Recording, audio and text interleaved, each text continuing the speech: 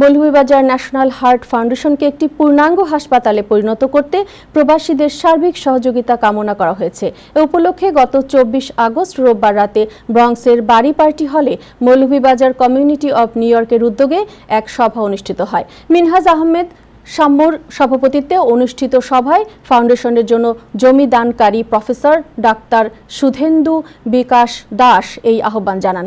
সভায় এস্টোরিয়া অ্যাসোসিয়েশনের সাধারণ সম্পাদক জাভেদ উদ্দিন, কুলাউড়া বাংলাদেশ অ্যাসোসিয়েশনের সাধারণ সম্পাদক মইনুর রহমান শোয়েব সহ অন্যান্যের মধ্যে বক্তব্য রাখেন লায়েক তরফদার, শওকত আলী, জাকির চৌধুরী সিপিএ, নূরে আলম জিকু, আব্দুল গাফফার সহ আরও অনেকে।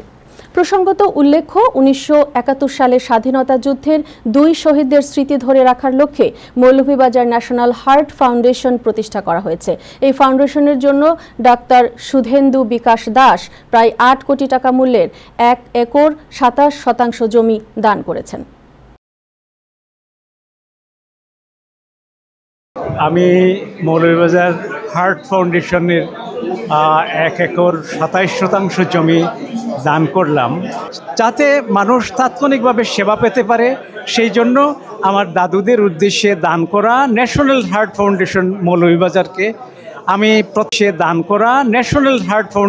মৌলভীবাজারকে আমি প্রত্যাশা করব বিদেশি ভাই বোন, নিউ ইয়র্কবাসী, বাংলাদেশি, মৌলভীবাজারবাসী সবার কাছে আপনারা অনুদান দিয়ে এগিয়ে আসবেন,